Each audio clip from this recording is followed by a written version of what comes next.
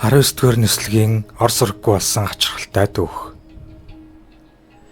Энэ нь нисхийн дүүхэнд хамгийн учир битүүлэг нууцуудын нэг хэвээр байна. Зарим нь Бермудын гурвалжинтай холбоотой гэж сэжгэлдэг.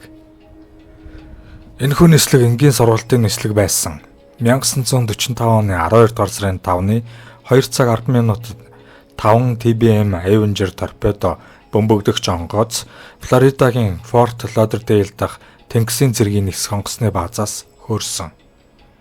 Эдгээр онгоцнууд 19-р нислэг гэж нэрлэгддэг чиглэлийн 1-р асуудал нэртэй 3 цагийн сургуультанд оролцохоор төлөвлөсөн байв. Тэдний нислэгийн төлөвлөгөөсөөр бол Флоридагийн эргээс зүүн тийш явж Hens and Chickens Shoals гэмэх газарт бөмбөгдөх ажиллагаа явуулах байлаа. Дараа нь хойд зүг рүү эргэж Гранд Багами арлын дээгүүр явж 3 дахь удаага чиглэлээ өөрчилж баруун өмнөд зүг рүү буцах байв. Зөвхөн 2 хүн тээвэрлсэн нэг онгоцноос бусад бүх Avenger сонгогдсонд 3 тэнгисийн цэрэг эсвэл тэнгисийн явган цэрэг ажилласан бөгөөд ихэнх нь ойролцоогоор 300 цаг ниссэн туршлагатай байв. Нислэгийн ахлагч нь Дэлхийн 2 дугаар дайны Намхан далайн фронтод хэд хэдэн тулдааны үүрэг гүйцэтгсэн туршлагатай нисгэгч Ахмад нислэгч Чарльз Тейлор байв. Эхэндээ 19-р нислэг өмнөх 18 нислэгийн адил хэвийн байлаа. Тейлор болон түүний нисгэгчид 2 цаг 30 минутын орчимд Hens and Chickens Shoals дээр нисэж бэлтгэлийн бөмбөгөө ямар ч саадгүй хайсан. Гэвч эргүүл аяллахаа 2 дахь хэсэгт хойд зүг рүү эргэж эхлэхэд маш сонин зүйл болсон. Одоо хүртэл тодорхойгүй шалтгаанаар Avenger-ийн луужин эвдэрч онгоцнууд нь буруу чиглэлд нисэж байна гэдэгт Тейлор итгэсэн байна. Салхи бороо хүчтэй салхи үүлтэй тулгарсны дараа асуудал улам нэмэгдсэн. 19-р нислэг бүрэн төөрөлдөв. Бид хаана байгаагаа мэдэхгүй байна. Тэр сүүлчийн эргэлтийн дараа бид төөрсөн болтой гэж нэг нисгэгч хэлв. Флоридагийн эрг орчимд нисж байсан өөр нэг тэнгисийн нислэгийн багш Роберт Кокс нь эргүүлийн радио харилцааг анх удаа сонсов. Тэрээр шууд агаарын баазад нөхцөл байдлыг мэдэгдэж дараа нь Avengers багтай холбогдож тусламж хэрэгтэй эсхийг асуусан байна. Миний 2 луужин ажиллагаагүй болсон. Би Флоридагийн Форт Лодердейл хотыг хайж байна гэж Тейлор сандарсан дуугаар хэлв. Би газартаа ойрхон байгаа бололтой. Кист байгаа нь гарцаагүй. Гэхдээ хэр нам дор нисж байгааг мэдэхгүй байна гэжээ. Тейлорын ярианд эргэлзээтэй зүйлс цөөнгүй. Тэрээр Багамийн Hens ба Chicken Shoals-ын дээгүүр төлөвлөсөн нислэгээ 1 цаг хүрэхгүй хугацааны өмнө хийсэн ч одоо онгоцнууд нь хэдэн зуун милийн зайгаар замаасаа хазааж Флоридагийн Кист хүрсэн гэж итгэсэн байна. 27 настай тэрээр саяхан Майамигаас Форт Лодердейл руу шилжиж ирсэн бөгөөд олон хүн түүнийг Багамийн зарим арлуудыг Кистэ андуурсан байж магадгүй гэж таамагладаг.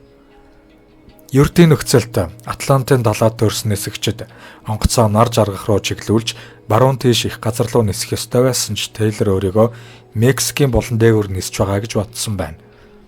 Флоридагийн хойгийг олохын тулд тэрээр 19-р нислэгийг зүүн хойд зүг рүү чиглүүлэх шийдвэр гаргасан. Энэ чиглэл нь тэднийг далайд бүрч холдуулах байв. Зарим нисгэгчид түүний алдаа гаргаж байгааг ойлгосон бололтой. Өө балаа юм. Хэрвээ бид зүгээр л баруун тийш нисвэл гэртээ харж чадна гэж нэг хүн радиогоор хэлсэн байдаг. Тейлор эцэст нь буцаж баруун тийш явахыг ятгахсан ч оройн 6 цагийн дараа тушаалыг цуцалж чиглэлээ дахин өөрчилсөн бололтой. Бид зүүн тийш хангалттай хол яваагүй гэж тэр хэлэхдээ Персийн болонд байгаа байж магадгүй гэж санаа зовсоор байсан. Бид зүгээр л буцаж зүүн тийш явсан дээр түүний нисгэгчид энэ шийдвэрийг эсэргүүцсэн байж магадгүй. Зарим мөрдөгчид нэг онгоц салж өөр чиглэлд ниссэн гэж үздэг. Гэхдээ ихэнх нь командлагчийнхаа үгийг дагсан. 19-р нислэгийн радио дамжуулалт далай руу холдох тусам улам сул болсон байна. Түлш дуусаж эхлэхэд Тейлор өөрийн хүмүүсийг далайд осолдож магадгүй гэж бодон газартахад бэлдэж буйн сонсогдсон. Бүх онгоц ойртоорой. Газар ойртож ирвэл бид газардах хэрэгтэй. Эхний онгоц 10 галлоноос доош унвал бид бүгд хамтдаа унана. Хэдхэн минутын дараа Avengers-ийн сүүлийн радио холбоо аимшигтай чимээ шууганаар солигдов. Тэнгисийн цэрэг алга болсон онгоцнуудын араас хайгуулын онгоцнуудыг яралтай илгээсэн. Оройн 7 цаг 30 минутын орчимд 2 PBM Mariner онгоц Форт Лодердейлийн хойд хэсгийн агаарын баазаас хөөрсөн. Гэсэн хэдий ч ердөө 20 минутын дараа тэдний нэг нь 19-р нислэгийн жишээг дагаж генет радараас алга болсон байна. Маринер болон түүний 13 багийн гишүүдийн үлдэгдэл хизээч олдоогүй ч онгоц хөөрсний дараа удалгүй дэлбэрсэн гэж үздэг.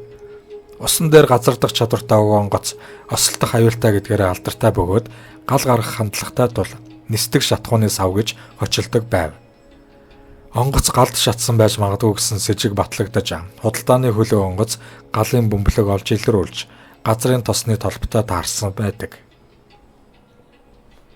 Дараагийн өдөр үүр цайхад тэнгисийн цэргээс 300 гаруй завь онгоц илгээж 19-р нислэг болон алга болсон маринерийг хайсан.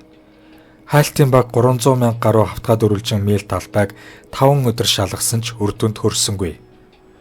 Тэд зүгээр л алга болсон гэж тэнгисийн цэргийн дэслэгч Дэвид Вайт дараа нь дурссан байдаг. Бид хэдэн зуун онгоцоор газар усыг хэдэн өдөр хайсан ч хэн ч цогцс эсвэл онгоцны сэгийг олж чадаагүй.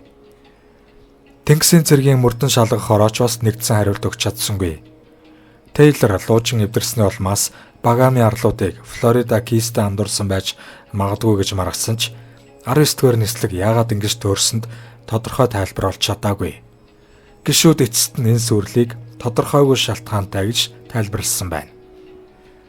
1945 оны 12 дугаар сарын 5-ны энэ ачирхалтай үйл явдал олон төрлийн онолт таамаглалуудын сэдэв болсон.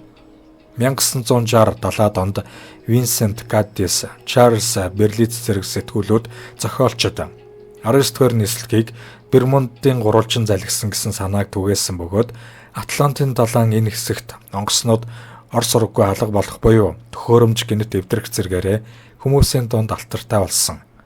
Бусад ном уран зохиолд зэрэгэлдээ ертөнц хар гаригийнхан улгаалсан зэргээр таамагласан байдаг. 1977 онд Close Encounters of the Third Kind кинонд 19-р нислэгийг нисдэг тавгнууд авч явж дараа нь Мексикийн цөлд байрлуулснаар харуулдаг. Нэг хачирхалтай баримт нь дэслэгч Тейлортой холбоотой. Гэрчүүдийн хэлснээр 19-р нислэгийн бэлтгэлийн өмнөх танилцуулгад тэрээр хэдэн минут хоцорч ирсэн бөгөөд нислэгийг удирдахаас өөрийг нь чөлөөлөхийг хүссэн гэдэг. Би зүгээр л энэ нислэгт оролцохыг хүсэхгүй байна гэж тэр хэлсэн гэдэг. Тейлор нислэгээс яагаад гарахыг оролцсон нь нууц хэвээр байгаа ч олон хүмүүс түүнийг энэ даалгаврыг биелүүлэх чадамжгүй байсан гэж таамагладаг. Мөн 19-р нислэгийн гишүүдийн хинэнч аврах радио зурвас илгээж онгоцныхоо ZBX хүлээн авахчийг ашиглаагүй. Хэрэв ашигласан бол тэднийг газар дээрх тэнгисийн цэргийн радио цамхаг руу чиглүүлэхэд туслах боломжтой байсан. Нисгэгчид төхөөрөмжүүдийг асаахыг хэлсэн ч тэд зурвасыг сонсоогүй эсвэл биелүүлээгүй байна. 19-р нислэгт үнэндээ юу тохиолдсон бэ? Хамгийн магадaltaй хэлбэр нь онгоцнууд эцэстээ шатхуунгүй болж Флоридагийн эрэг орчинд далайд газардсан бөгөөд амьд үлдсэн хүмүүс далайн усан дүрэгдсэн. 1991 онд Эрдэнэт саагчдын бүлэг Форт Лодердейлийн ойролцоо Дэлхийн 2 дугаар дайны үеийн 5 Avengers онгоцны үлдэгдлийг олоход тааврын хариулт олдсон мэт санагдаж байв. Харамсалтай нь эдгээр онгоцнууд нь домогт алдагдсан эргүүлийн серийн дугаартаа таарахгүй өөр тэнгисийн цэргийн онгоцны бүлэгт хариалагддаг болох нь тогтоогдсон. Олон хүн 19-р нислэг болон түүнийг хайхаар гарсан аврах онгоцны сүрэл Бермудын гурвалжингийн орчинд нуугдаж байж магадгүй гэж үздэгч эрэл хайг бол өнөө хүртэл үргэлжилж 6 онгоц болон тэдний 27 багийн гишүүний хэрэгсэн нь үл тайлагдах нууц болон үлджээ.